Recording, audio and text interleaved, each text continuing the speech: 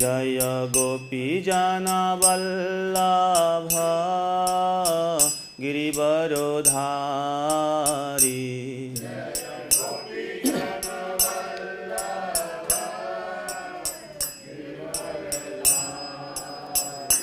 जय गोपीजनवल्लभ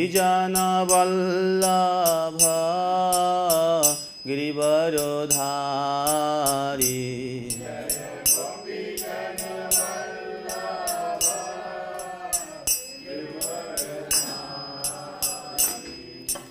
यशोदानन्दन व्रज जनरञ्जन।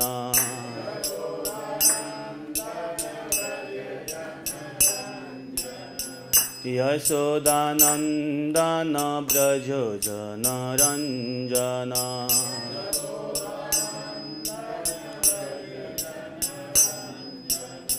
यमुनातीरावनचारी।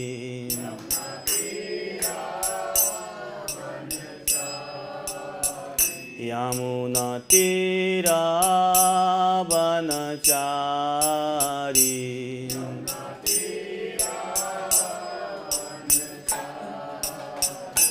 ययो राधा माधव कुंज विहारी।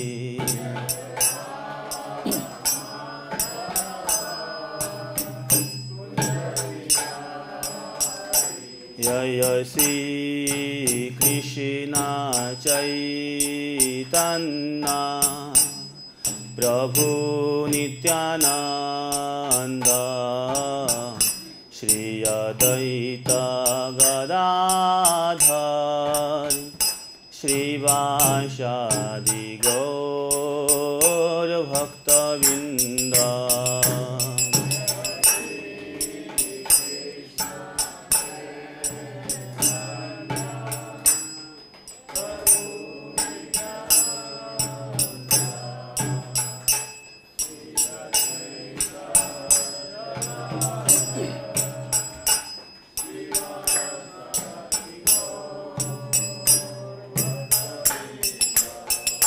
जय श्री कृष्ण चैतन्य प्रभु नित्यानंद श्री अद्वैत गदाधर श्रीवासादि गौर भक्तवृंद।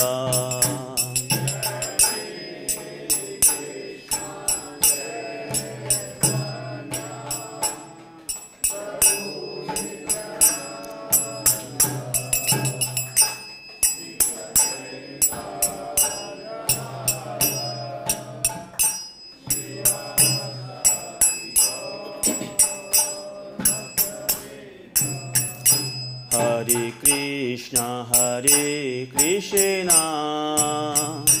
कृष्ण कृष्ण हरे हरे हरे राम राम राम हरे हरे।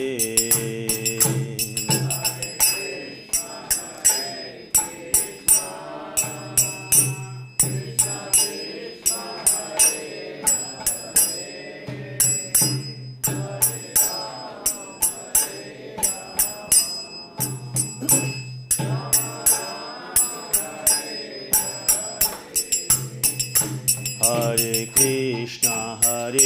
कृष्ण कृष्ण कृष्ण हरे हरे हरे राम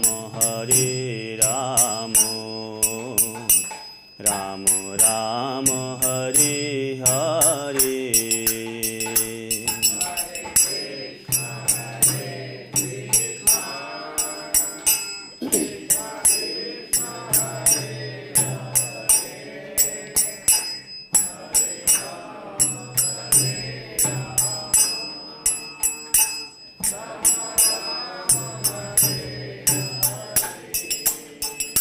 जय राधा श्याम सुंदर राधा श्याम सुंदर राधे।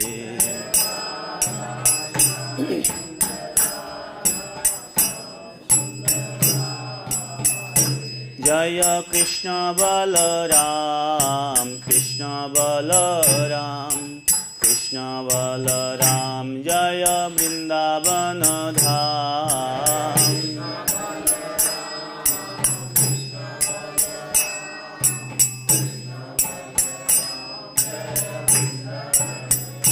जय गौरनिताय गौरनिताय गौरनिताय जय गौरनिताय।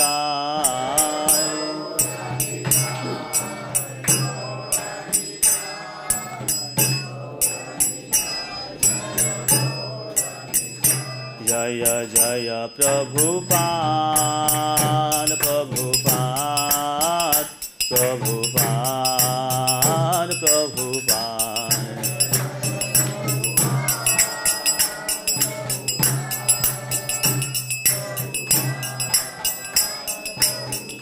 नीताय नीताय गौर हरि बोल हरि बोल हरि बोल हरि बोल।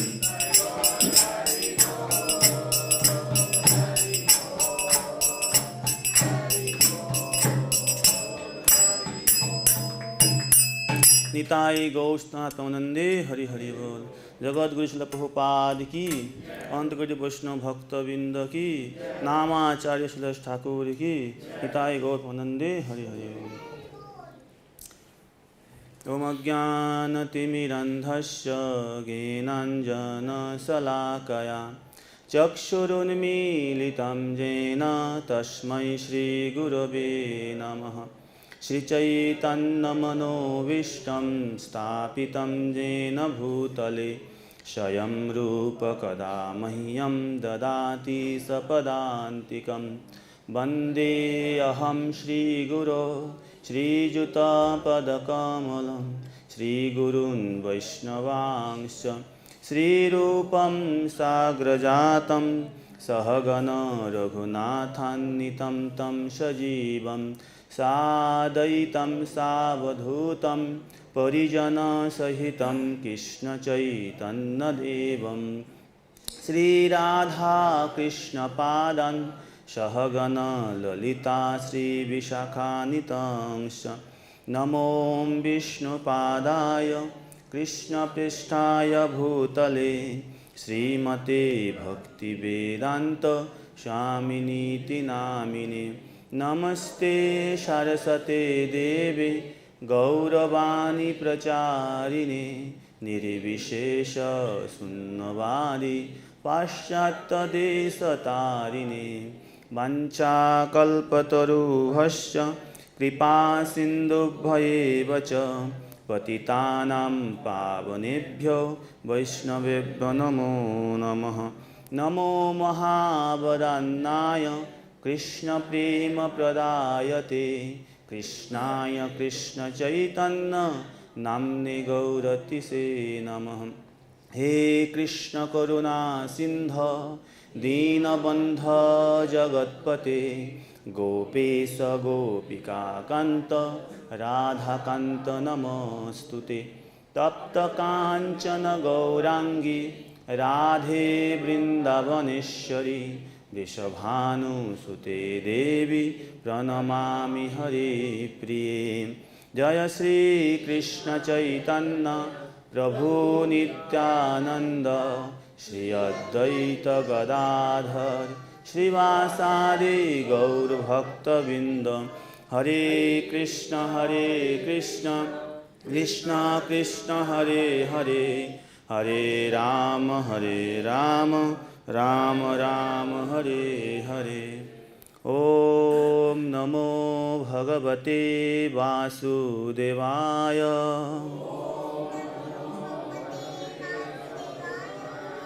ओम नमो भगवते वासुदेवाय। ओम नमो भगवते वासुदेवाय।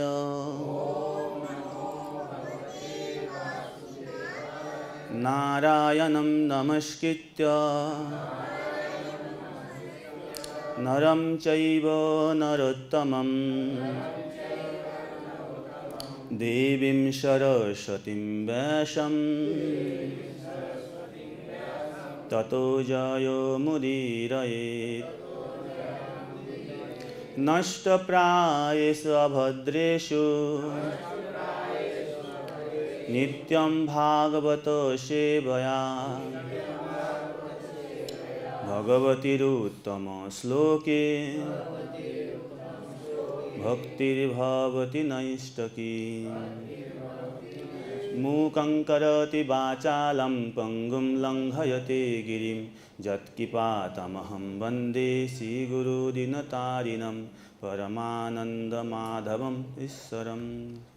भूतैर्महद्भिर्ययिमा पुरो विभु निर्मायसेते यदमुषु पुरुष मुक्ति गुणांशो रसषोडशयात्मकः सोऽलङ्कृशिष्टो भगवान् वचांसि मे। सोऽलङ्कृशिष्टो भगवान् वचांसि मे। भगवद्गीता प्रणाम। अज्ञाननिरधिर्पैति यया विशोषं भक्तिं परापि भजते परिपोषमुच्चै तत्तं परं स्फुरति दुर्गममप्रजस्रं साधुगुणभित्सरचितां प्रणमामि गीतां। हरे कृष्ण। और हम लोग श्रीमद् भगवद गीता अष्टादश अध्याय श्लोक नंबर 47 प्रदर्शन करेंगे। श्रेयांस धर्म विगुणः परधर्माद् सनुष्ठितात् स्वभावनियतं कर्म कुर्वन्नाप्नोति किल्बिषम्। श्रेयांस धर्म विगुणः परधर्मात् सनुष्ठितात् स्वभावनियतं कर्म कुर्वन्नाप्नोति किल्बिषम्। श्रेयांस धर्म विगुणः परधर्माद् सनुष्ठितात् स्वभावनियतं कर्म कुर्वन्नाप्नोति किल्बिषम्।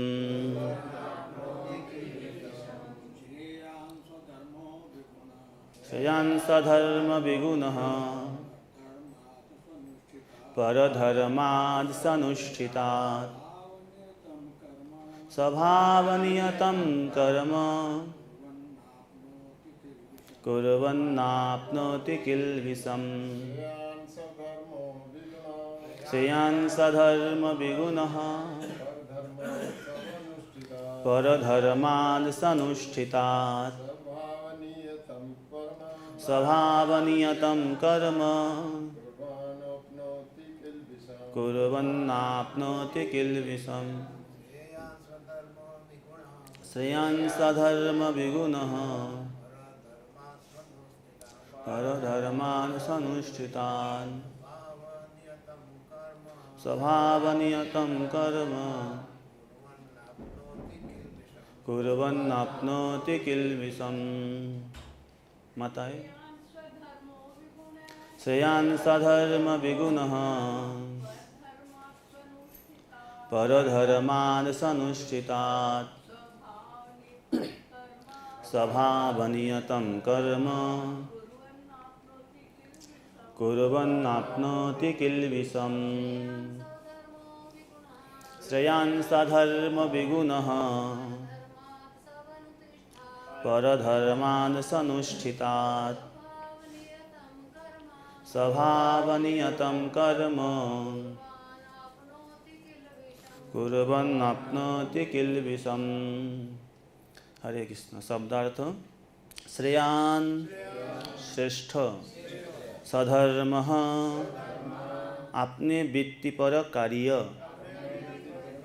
विगुणः भलीभांति संपूर्ण न होकर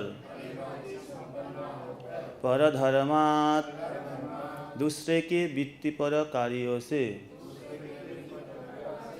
सुअनुष्ठितात् भलीभांति किया गया स्वभावनियतम स्वभाव के अनुसार सुसंस्तुत कर्म कुर्बन करने से न कभी नहीं आपनोति प्राप्त करता है किल्विषम पापों को। श्रील प्रभुपाद का तात्पर्य एवं अनुवाद एवं तात्पर्य। जय श्रील प्रभुपाद की। अनुवाद।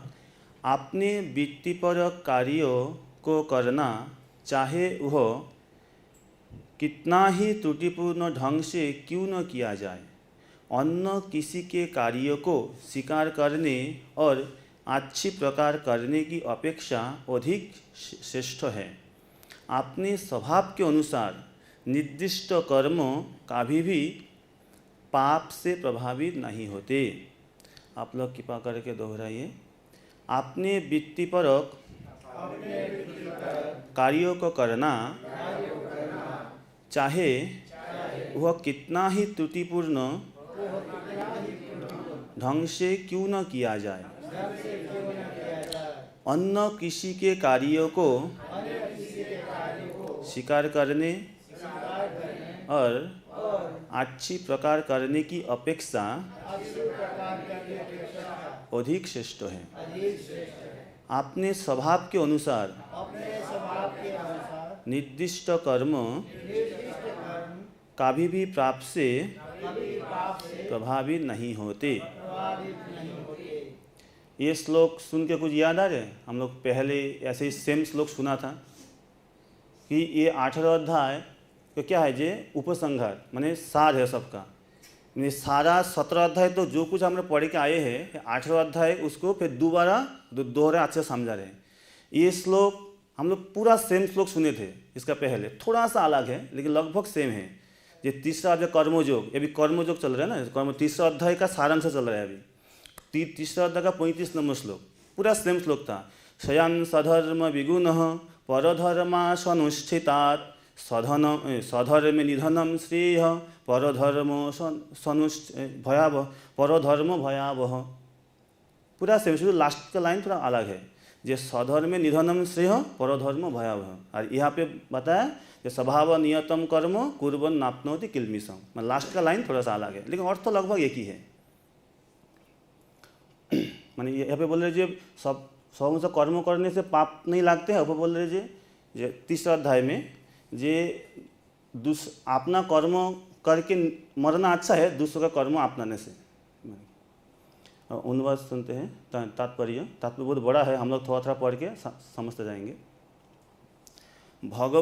तात्पर्य भगवद गीता में मनुष्य के वृत्तिपर कार्यों सधर्म का निर्देश है, जैसे कि पूर्ववर्ती श्लोकों में वर्णन हुआ है। ब्राह्मण, क्षत्रिय, वैश्य तथा शूद्र के कर्तव्य उनके विशेष प्राकृतिक गुणों माने स्वभाव के द्वारा निर्दिष्ट होते हैं। लेकिन ना ब्राह्मण, वैश्य, क्षत्रिय, शूद्र ये उनके स्वभाव के अनुसार क्या ना कर्म निर्दिष्ट होता है प्राकृतिक। पहले हम लोग काल सुन के आए हैं परसों श्लोक में जो अच्छा से बताए थे। ये 3 प्रकार माने जे ब्राह्मण, वैश्य, क्षत्रिय, शूद्र चारों का स्वभाव के अनुसार अलग अलग गुण एवं कार्य निर्धारित किया गया है। ब्राह्मण का क्या बताया जे शमो दमो तपो शौचम शांतिमार्जवमेव च ज्ञानम विज्ञानम आस्तिक्यम ब्रह्म कर्म स्वभावजम। जे ब्राह्मण का क्या स्वभाव में कर्म है, जे समो माने क्या अंतर इंद्रिय संयम माने मन का संयम, दमो माने बहिर्ंद्रिय जो 10 इंद्रिय है, 5 कर्मेंद्रिय, 5 ज्ञानेंद्रिय, इसको संयम वो ब्राह्मण का स्वाभाविक कार्य है, आसान है। और तपो तपस्या माने शास्त्र में निर्देश दिया गया है जो उसको जैसे ही एकादशी व्रत अलग वो शास्त्र अपने से उसको स्वीकार करना, कष्ट स्वीकार करना, तपस्या। शौचम अंतर एवं बाह्य दोनों सूची, जे बाह्य स्नान आदि करके आंतरिक जे नाम जप करके इत्यादि माध्यम से, शांति माने सहिष्णुता या क्षमाशीलता, आर्जवम माने सरलता, जो ब्राह्मण होता है सात्विक गुण होता है वो अंदर जो सोचते हैं वही बहाते हैं एवं वही करते हैं, माने सरल रहता है। एवं ज्ञानम माने शास्त्रीय ज्ञान, और विज्ञानम माने तत्व की अनुभूति, आस्तिक्यम माने भगवान की आस्था एवं शास्त्रों में पूरा पूरा विश्वास, शास्त्र में जो लिखा है उसी से चलते उसमें विश्वास है। ये जे 9 प्रकार जो है ये सत्वगुणी ब्राह्मण का स्वाभाविक कर्म है, गुण को अनुसार ना। जो ब्राह्मण क्षत्रिय वैश्य शूद्र ये लोग को क्या ना प्राकृतिक गुणों के द्वारा निर्दिष्ट होते हैं, जो जिसका गुण है उसी सब निर्दिष्ट होता है। एवं क्षत्रिय का क्या होता है न शौर्यम तेज धीतिराक्ष युद्धे चाप पलायनम दानम ईश्वर भावश्च खात्रम कर्म स्वभावजम।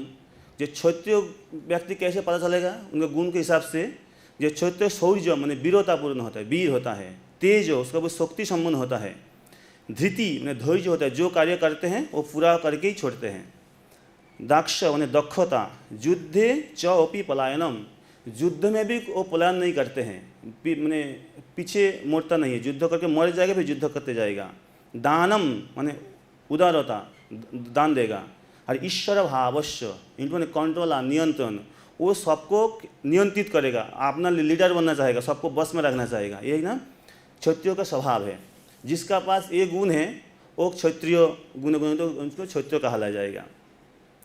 एवं वैश्य का क्या स्वभाव, वैश्य का 3 है, ये कृषि गोरक्षा वाणिज्यम वैश्य कर्म स्वभावजम। कृषि गोरक्षा एवं वाणिज्य व्यवसाय करना ये वैश्य का स्वाभाविक कर्म है, वित्तीय एवं गुण है। और शुद्ध क्या है ना परिचर्यात्मकम कर्म शुद्ध सापि स्वभावजम। ये परिचर्या माने सेवा करना, ये तीनों वर्गों का सेवा करना शुद्ध। इसलिए कलियुग में क्या बताया ना कलौ शुद्ध संभवा, कलियुग में सब शुद्ध है। क्यों बताया गया? क्योंकि तो ब्राह्मण वैश्य तो सभी है, ऐसे ही साथ में शूद्र। क्यों? देखिए शूद्र का कार्य क्या है, बस शूद्र का गुण स्वभाव क्या है, जो सेवा करना। और अभी कलियुग में सोचिए कलियुग के आदमी का क्या टेंडेंसी है, सारा जिंदगी पढ़ाई लिखाई जो अपना मेहनत किस लिए करते हैं, जी एक नौकरी मिल जाए, मैं एक नौकर बन जाऊँ, कम से कम एक पार्ट टाइम नौकरी या कोई कंपनी नौकरी मिल जाए।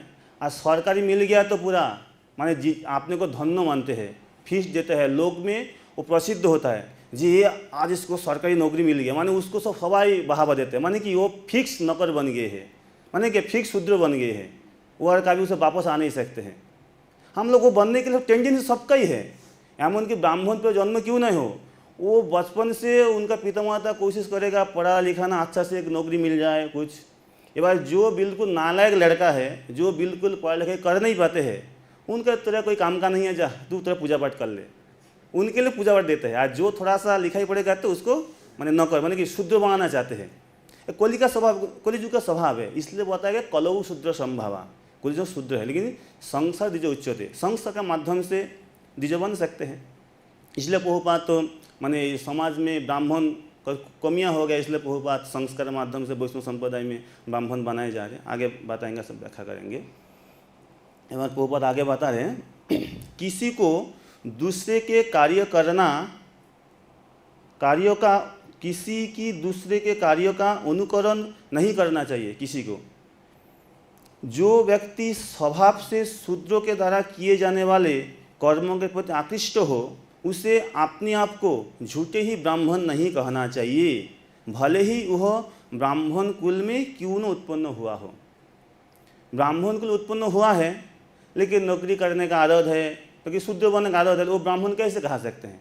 तो ब्राह्मण गुण होगा तब ना, जो गुण का अनुसार एवं कर्म के अनुसार उसका मैंने वृत्ति एवं कार्य एवं स्वभाव का निर्णय किया गया है।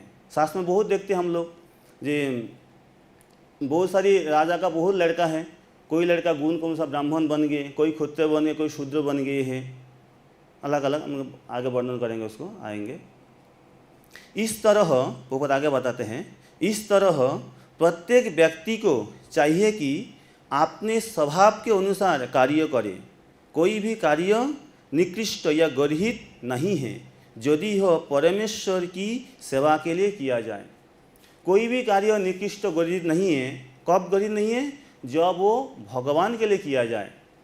आप ब्राह्मण है, ब्राह्मणोचित कार्य करिए, क्षत्रिय है क्षत्रियोचित कार्य करिए, वैश्य है उसी हिसाब से, शूद्र है उस हिसाब करिए, कोई समस्या नहीं है। लेकिन केंद्र में क्या होना चाहिए ना? भगवान होना चाहिए। भगवान के लिए सेवा करना चाहिए, तब कोई समस्या नहीं है। तो कोई मंदिर में पूजा कर रहे हैं और कोई झाड़ू मार रहे हैं, उसके लिए कोई फर्क नहीं पड़ते हैं भगवान के लिए, क्योंकि सभी समान हैं। क्योंकि जिसका जो स्वभाव उसी हिसाब से कार्य करेंगे। मतलब कोई वो ब्राह्मण दीक्षा ली है लेकिन कभी भी मंदिर में नहीं जाते, क्योंकि उनका स्वभाव ब्राह्मण नहीं है। उसको जबरदस्ती से कर नहीं पाएगा है। 2-5 दिन कोई नहीं है, ठीक है, काम चलाओ कर लेगा, लेकिन उसको स्वभाव में होने कारण कर नहीं पाएगा। उसको जो स्वभाव है वही कर देने से वो क्या लगन लगा के क्या 10 घंटा 24 घंटा कार्य कर पाएगा। देखिए कोई होता है कि 24 घंटा उनको कोई बिजनेस में मार्केट कर लेगा, लेकिन उसको बोलिए शास्त्र पूरे पढ़ नहीं पाएगा। तो जिससे गुण है, स्वभाव है। ठीक है, प्रभुपाद इसलिए उसी समय बहुत हम लोग का इस्कॉन में कम भक्त थे, लेकिन उतना 50-60 भक्त में ही प्रभुपाद कितना बड़ा सहज खड़ा कर दिया, क्योंकि प्रभुपाद का इतना गुण था। वो आदमी को देख के समझ देते थे इसका क्या गुण है, उसी हिसाब से उसको कार्य बांट देते थे। इसलिए वो जी जान लगा के वो कार्य करते थे। माने अभी जो 10 भक्त जो कार्य कर नहीं पाते हैं, उसी समय 1 भक्त तो कर लेते, क्योंकि उसी का स्वभाव के हिसाब से कार्य दिया गया है, इसलिए मन लगा करेंगे। मतलब जिसको जो स्वभाव है उसी उसमें कार्य करना चाहिए। जिसको तो कोई क्षत्रिय स्वभाव है, आप उसको दूसरा कार्य कर नहीं पाएगा। वो घूम फिर के आके वही लड़ाई झगड़ा करेगा, दूसरों का अपना बस बनाने की कोशिश करेगा, क्योंकि उसका स्वभाव वही है। वो दूसरा कुछ कर नहीं सकते हैं, कुछ भी दीजिए घूम फिर के वो आके वही कार्य करेगा। इसलिए अपना कार्य करना ही अच्छा है। वो आगे बताते हैं, इस तरह प्रत्येक व्यक्ति को चाहिए कि अपने स्वभाव के अनुसार कार्य करे। हो गया। ब्राह्मण का वृत्तिपर कार्य निश्चित रूप से सात्विक है, लेकिन यदि कोई मनुष्य स्वभाव से सात्विक नहीं है तो उसे ब्राह्मण के वृत्तिपर कार्य धर्म का अनुकरण नहीं करना चाहिए। क्षत्रिय या प्रशासक के लिए अनेक गर्हित बातें हैं। क्षत्रिय के लिए क्या गर्हित बातें हैं? तो बताते हैं, क्षत्रिय को शत्रुओं का वध करने के लिए हिंसक होना पड़ता है, और कभी कभी कूटनीति के झूठ ही बोलना पड़ता है। ऐसी हिंसा तथा कपट राजनीतिक मामलों में चलता है, लेकिन क्षत्रियों से यह आशा नहीं की जाते हैं कि वह अपने वृत्तिपर कर्तव्य त्याग कर ब्राह्मण के कार्य करने लगे। बोल रहे कोई सोच सकते थे अरे मैं तो क्षत्रिय हूँ, मेरा क्षत्रिय में कुछ गरीब कार्य है क्या? ना हिंसा करना होता है, कपट करना होता है, क्योंकि जब क्षत्रिय होगा युद्ध करेंगे उसको तो लोग को मार काट करना ही पड़ेगा, वो तो स्वाभाविक कार्य है। और जब किसी को हराने के लिए ना साम दाम दंडो भेद आदि में वो कूटनीति चलना पड़ते हैं, पॉलिटिक्स करना पड़ता है राजनीति में, न तो उसमें जीत नहीं सकते हैं। लेकिन उसका स्वाभाविक कार्य है। कोई सोचेगा जी नहीं ये कार्य मेरे सही नहीं, क्या इसमें हिंसा करना होता है, झूठ बोलना पड़ता है, उससे अच्छा है मैं ब्राह्मण कार्य कर लेता हूँ। अर्जुन भी तो यही सोचे थे, इसलिए तो अर्जुन को तो मेन अर्जुन की से बता रहे, अर्जुन के माध्यम से हम लोग को। अर्जुन क्या सोचे थे? हम दूसरा अध्याय में सुन के आए हैं। 5वां श्लोक क्या है ना? गुरु न हत्या ही महानुभावान श्रेय भोक्त्यम भोक्यमपि लोके हर्तार्थ कामान गुरु निहैव भुंजीय भोगान रुधिर पदिग्धान। अर्जुन क्या बोल रहा था? अरे ये सब मेरा महानुभाव गुरु को मैं मारूंगा, ये कैसे हो सकते हैं? मैं यदि मार भी दूंगा क्या होगा? मारने के बाद उसका रक्त से सोने ही मेरे को साम्राज्य मिलेगा, उससे अच्छा है मैं भिक्षा करके जी लेता हूँ। किसने बोला? अब्बा अब अच्छा ही सोच रहे हैं, आप क्षत्रिय हो, आप ऐसे कर पाओगे? आप भी तो बोल रहे भाव में आ गए, बह गए बोल रहे, लेकिन जब आप लौट के भी जाओ, कर्ण दुर्योधन जब बोलेंगे अरे का पुरुष कायर, देखो हम लोग को देख के डर गया, जे वो लोग का 7 अक्षयहिनी है और हमारा 11 अक्षयहिनी, देख के डर गया। वो ऐसे ही बहाना बना रहे भिक्षा करके खाएंगे, डर गया ना, इसलिए तो कोई डर जाता बोलते हैं अरे तो उनसे क्या लड़ूंगा, अच्छा अच्छा नहीं लड़ना, कि वो डर गया इसलिए तो डर गए। जो कूटनीति बोलते हैं अरे तू क्या माँ क्या दूध पिया है क्या, तो ताकत नहीं इसलिए तू भाग रहे हैं, तो आपका स्त्री का पुल्लू में घुस जा, जो ऐसे ऐसे कोटू बात बोलेंगे आप सहन कर सकते हैं? क्षत्रियों का भी अपना अपमान सहन कर नहीं सकते, कभी भी नहीं सहन कर सकते हैं।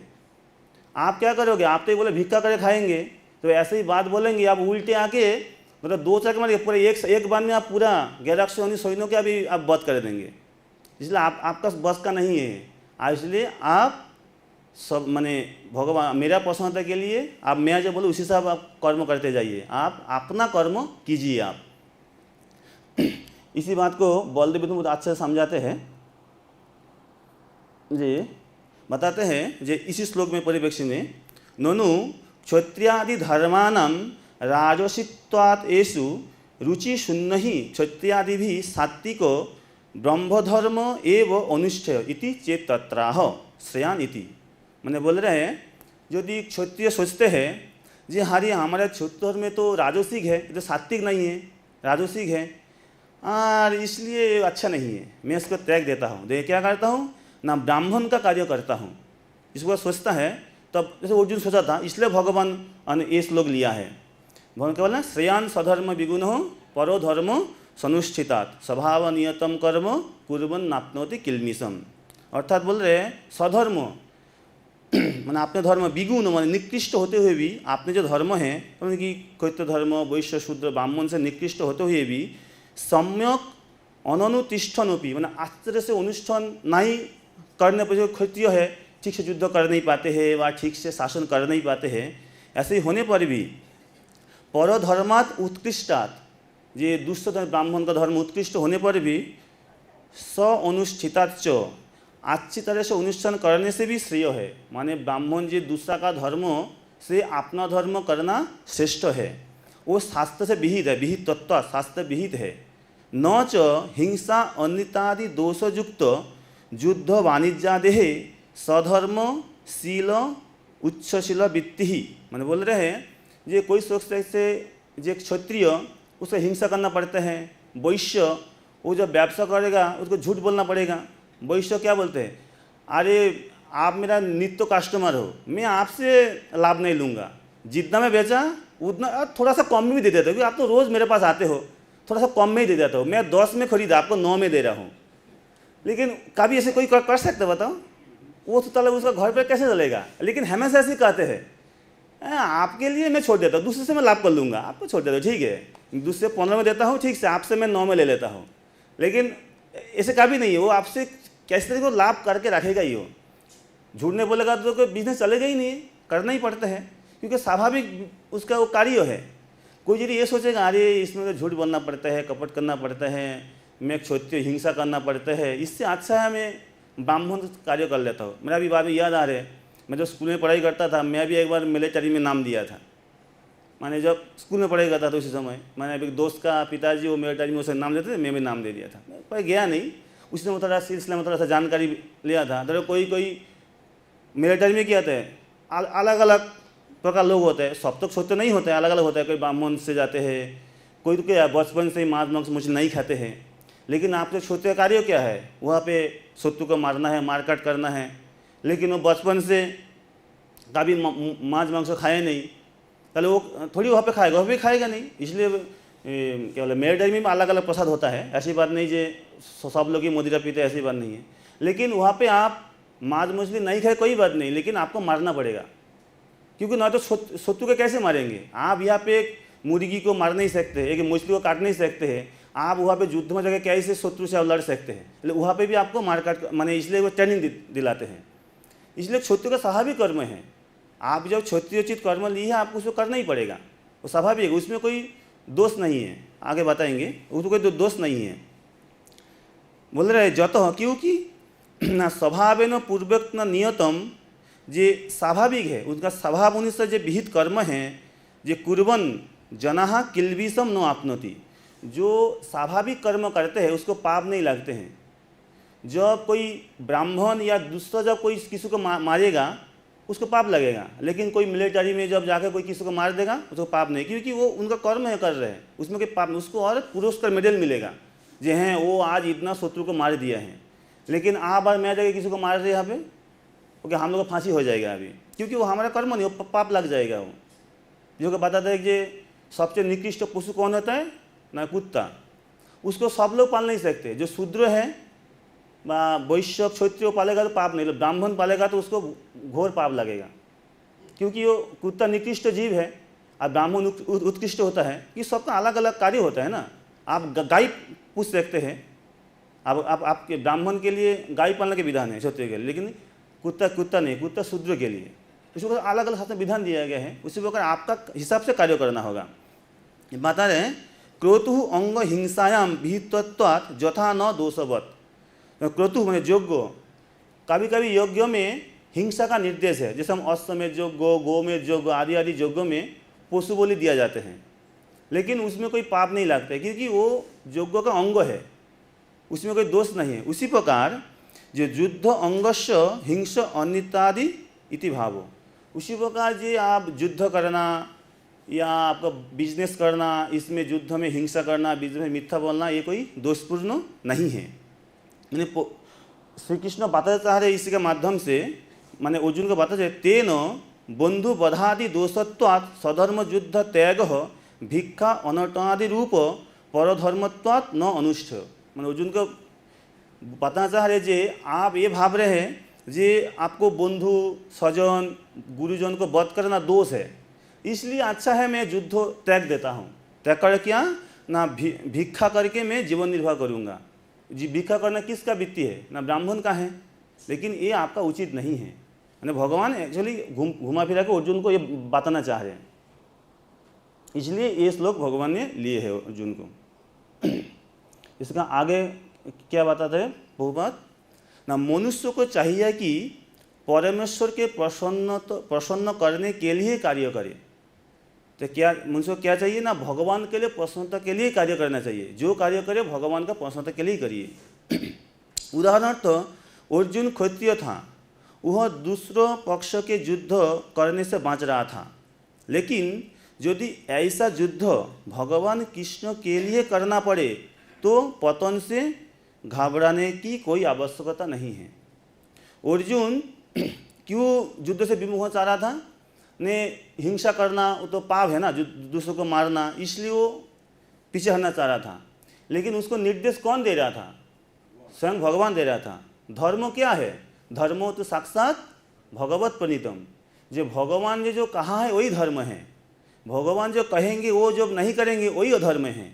जैसे महाभारत में सुने हैं कि युधिष्ठिर महाराज के परम सत्यवादी थे, इसलिए उनका रथ कभी मिट्टी में स्पर्श नहीं करते थे, मिट्टी के ऊपर से चलते थे। सबका रथ माने धरती स्पर्श हो जाते थे, लेकिन युधिष्ठिर का रथ धरती के ऊपर से चलते थे, धरती से स्पर्श नहीं करते थे, इतना धार्मिक ज़्यादा थे। लेकिन जब उन्होंने झूठ बोला एक बार, तो जब बोला असत्यम हो तो झूठ बोल दिए, तो अब उसका क्या पाप का वजह से उसका रथ का पहिया धरती में स्पर्श किया। लोग क्या बोलते जो युधिष्ठिर झूठ बोला, क्या झूठ बोला था, नहीं वो असत्यम मर गए, लेकिन ये बात सही नहीं है।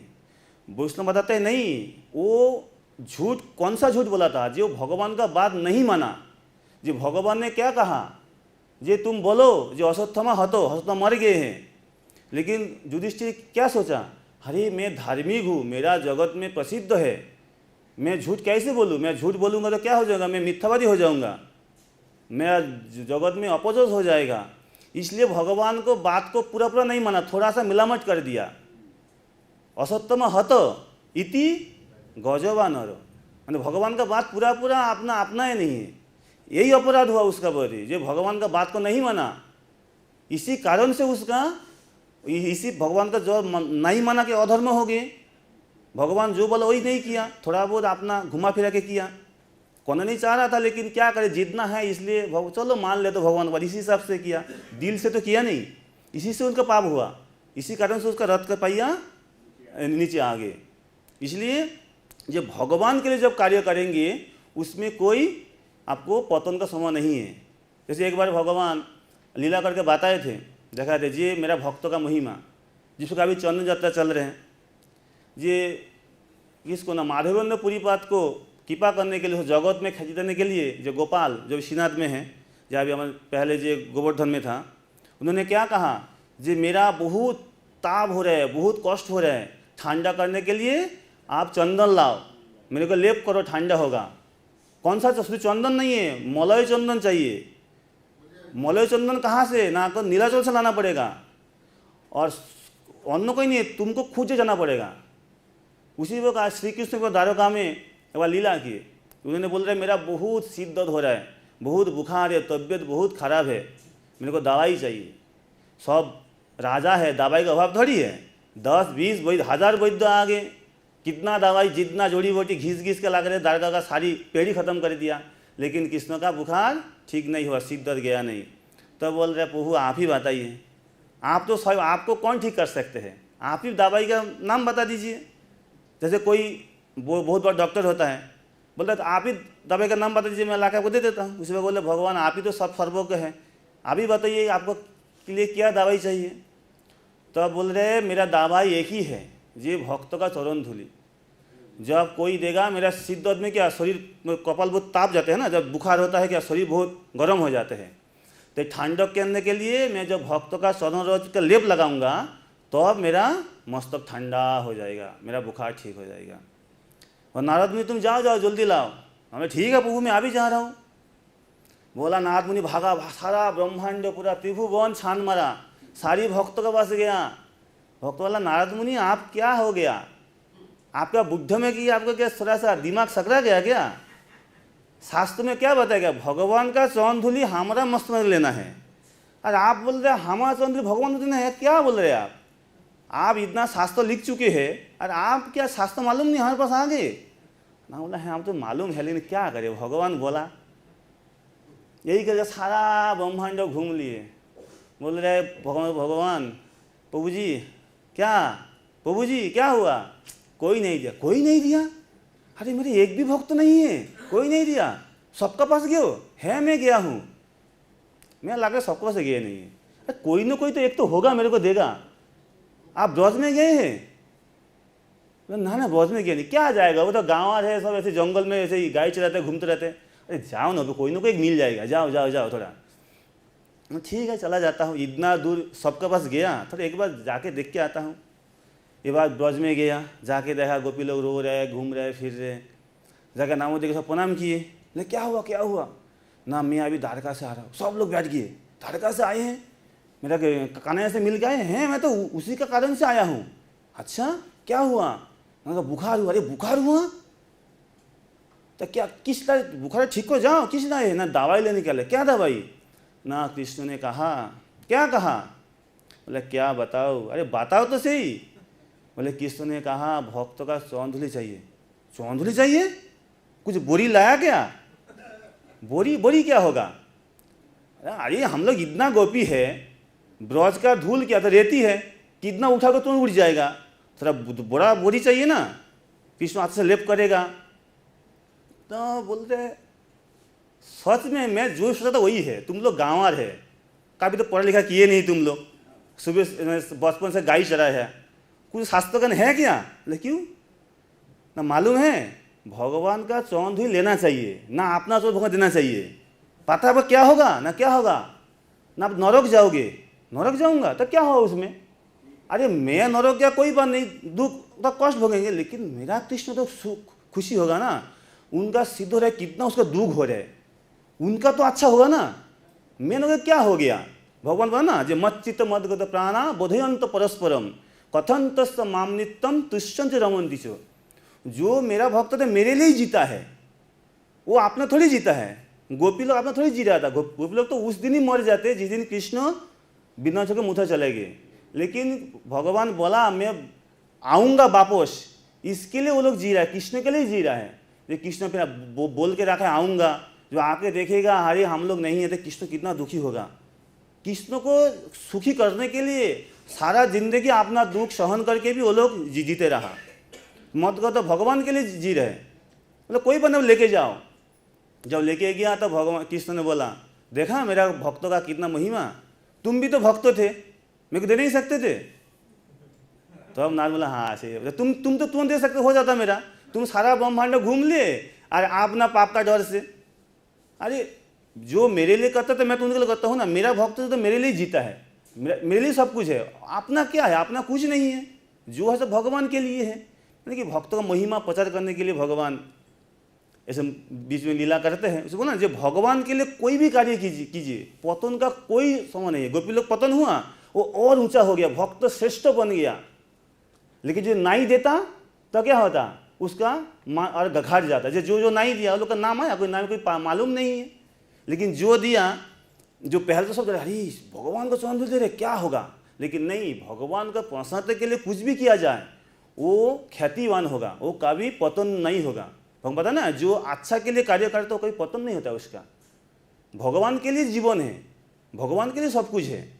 ये बहुत बताते हैं जो भगवान के लिए जब कार्य करते हैं तब तो पतन का कोई संभावना नहीं है, घबराने कोई आवश्यकता नहीं है। और आगे बताते हैं कभी कभी व्यापारिक क्षेत्रों में भी व्यापार को लाभ कमाने के लिए झूठ बोलना पड़ता है। यदि वह ऐसा नहीं करे तो उसे लाभ नहीं हो सकता। कभी कभी व्यापारी कहता है, अरे मेरे ग्राहक भाई, मैं आपने कोई लाभ नहीं ले रहा, लेकिन हमें यह समझना चाहिए कि व्यापारी बिना लाभ के जीवन नहीं रह सकता। अतएव यदि व्यापारी यह कहता है कि वह कोई लाभ नहीं ले रहा है तो उसे एक सरल झूठ समझना चाहिए। लेकिन व्यापारी को यह नहीं सोचना चाहिए कि चूंकि वह ऐसे कार्य में लगा है जिसमें झूठ बोलना आवश्यक है, अतएव उसे यह व्यवसाय माने वैश्य कर्म को त्याग कर ब्राह्मण की वृत्ति ग्रहण करना चाहिए। उसकी शास्त्र का संस्कृति नहीं है। शास्त्र में ये कोई निर्देश नहीं दिया गया है जी आप वैश्य है, आपको वैश्विक कर्म है, आप वो छोड़ के ब्राह्मण कर्म कीजिए, शास्त्र में निर्देश नहीं है। आपको जो वैश्य हो आपको करना, उसी का माध्यम से आप जीवन का सफलता प्राप्त कर सकते हैं, नहीं तो आप कर नहीं सकते, आसानी से कर सकते उसके माध्यम से। चाहे कोई क्षत्रिय हो, वैश्य हो या शूद्र, यदि यह इस कार्यों से भगवान की सेवा करता है तो कोई आपत्ति नहीं है। कभी कभी विभिन्न यज्ञों को संपन्न करते समय ब्राह्मणों को भी पशुओं की हत्या करना होती है, क्योंकि उन अनुष्ठानों में पशु बलि देनी होती है, जो आगे बताए थे। इस प्रकार यदि क्षत्रिय अपने कार्यों में लगा रहकर पशु का शत्रु का वध करता है तो उस पर पाप नहीं चढ़ता। तृतीय अध्याय में इस बातों को स्पष्ट एवं विस्तृत व्याख्या कर चुकी है। तृतीय अध्याय में इसका अच्छे से कर्मयोग का वर्णन कर गया है। हर मनुष्य को यज्ञ के लिए अथवा भगवान विष्णु के लिए कार्य करना चाहिए। हर मनुष्य को किसके लिए कार्य करना चाहिए? ना भगवान के लिए कार्य करना चाहिए। निज इंद्रिय तृप्ति के लिए किया गया कोई भी कार्य बंधन का कारण है। जब आपने इंद्रिय तृप्ति कार्य करेंगे वही बंधन कारण है। बता ना जे आत्मेन्द्र प्रीतिवांछा तारे गल काम, कृष्णेन्द्र प्रीति इच्छा धरे प्रेम नाम। जो आपने इंद्रिय प्रीति विधान के लिए आपने सुख के लिए जो कार्य करेंगे वो काम है, माने वो के कर्म बंधन में पड़ेंगे, जकड़ में पड़ेंगे। आप कैसे भी कार्य कीजिए, माने आपको पुण्य कर्म पाप कर्म सबको तो फल बनेंगे। तो आप पाप करेंगे तो निम्न योनि में होगा, पुण्य करेंगे ऊपर तो भोगना ही पड़ेगा, आना पड़ेगा उससे।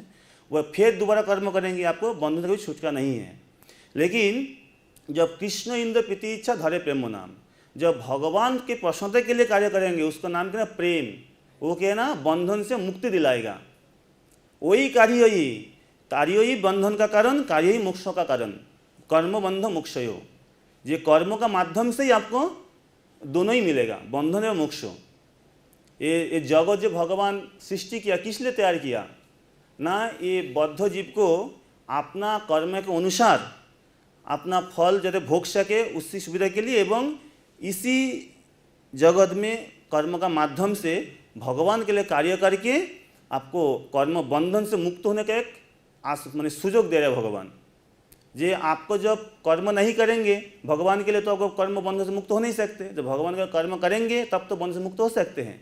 और कर्म करने के लिए आपको स्थान चाहिए, स्थान इसलिए जगत स्थान है। जब यहाँ पे आप कर्म करेंगे भगवान के लिए करेंगे तब आपको जगत से मुक्ति मिलेगा, बंधन से मुक्ति मिलेगा, संसार बंधन से मुक्ति मिलेगा। लेकिन जब अपने के लिए करेंगे तब आपको संसार में और धीरे धीरे धस जाना पड़ेगा। इसलिए हमें क्या भगवान के लिए ही कर्म करना चाहिए, अपने इंद्रिय तृप्ति के लिए नहीं है।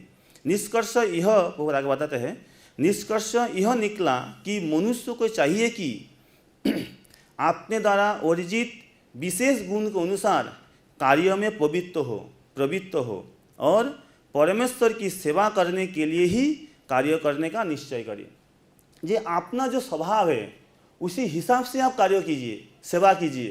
तो कोई सोचता है ना, अरे मेरा इतना साल हो गया भक्ति में, लेकिन मैं अभी तक ऑल्टा में पूजा कर नहीं पाया। देखो पुजारी लोग कितना अच्छा पूजा करे, कितना सम्मान, सब लोग प्रणाम करते, प्रभु जी पुजारी है, आप कितना महान हो, भगवान की सेवा करते हो। तो मेरे को भी कभी जाना चाहिए, नहीं करना चाहिए। लेकिन ऐसे ही बात नहीं है, भगवान के लिए सब कार्य सब सेवा समान है।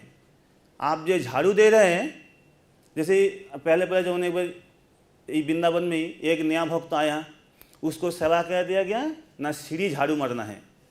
वो सीढ़ी झाड़ू मारता था मन में खुद, जैसे कोई आजकल तो IIT स्टूडेंट ये सब बोलो तो कभी झाड़ू देखा भी नहीं, झाड़ू कैसे मारना होता है। और यहाँ पे अगर झाड़ू मारना हो तो आपने आप इतना शर्म आ रहा था, अरे भाई मैं IIT का स्टूडेंट, मेरे को झाड़ू मारना पड़ेगा, लोग देख के क्या सोचेगा, कहीं मेरा दोस्त आ गया और देखेगा मैं झाड़ू मार रहा हूँ तो कितना इंसल्ट होगा मेरा। माने मन में बहुत दुख हो रहा है, अरे चलो क्या करें, अभी स्कूल में आ गया, रहना है तो झाड़ू तो मारना पड़ेगा। बहुत को झाड़ू मार रहे हैं। और एक बहुत बड़ा लाइव मेंबर आ गया, वो देख के बोला प्रभु जी, प्रणाम किया, प्रभु जी आप इतना महान है, झाड़ू मार रहे हैं, आप मंदिर सफाई कर रहे हैं, आपका जीवन धन्य है। तो वो भक्त समझा, अरे भाई ये सेवा तो कोई छोटी मोटी सेवा नहीं है।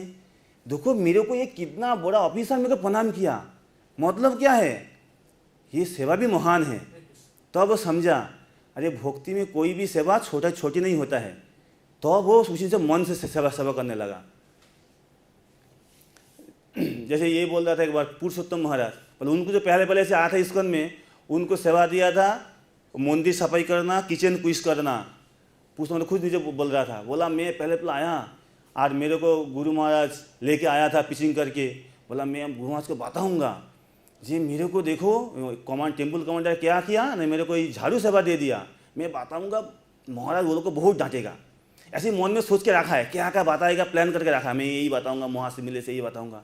और साथ सोच रहे हैं और गुरु महाराज आ गए सामने, तो प्रणाम किया, क्योंकि तुरंत बोलने लगा, महाराज आज मैं किचन सफाई किया, ये अभी जाके झाड़ू मारा, गार्डन में पानी दिया। मतलब वाह बहुत बढ़िया है, रोज ऐसी सेवा करो, रोज अच्छा से करना, किचन नहीं है वो जो पीछे जो नाली है ना वो भी सफाई कर देना।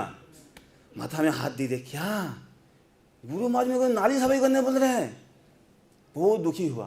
फिर क्लास में बैठा, क्लास में इसी टॉपिक में अच्छा से डिस्कस हुआ, तो अब समझा अरे इस सेवा में कोई छोटी बड़ी नहीं होता है। गुरु महाराज खुद ही बोल रहा था, बोला पहले कुछ समझ नहीं पाते हैं ना, जो भक्ति के में भगवान का सेवा में कोई छोटी बड़ी नहीं होता है। अपना स्वभाव के अनुसार, गुण के अनुसार आप वही सेवा मन से कीजिए, उसी के माध्यम से आप भगवान को प्राप्ति कर सकते हैं। ऐसे ही नहीं कि आपको पूजा करना पड़ेगा, अभी आपको मैनेजमेंट करना, ऐसे ही नहीं, आपको जो गुण है आपको उसी में कीजिए, उसी में मन लगा कीजिए, उसी में ही आपको भगवत प्राप्ति आपको सुनिश्चित है। इसलिए हम लोग को क्या करना है ना, हम लोग को जो गुण है, जो स्वभाव है, उसी के अनुसार हम लोग कार्य करना है। यहाँ पे बार बार एक ही बात ही घूम फिर कर, क्या ना स्वधर्म, स्वधर्म का मतलब क्या है।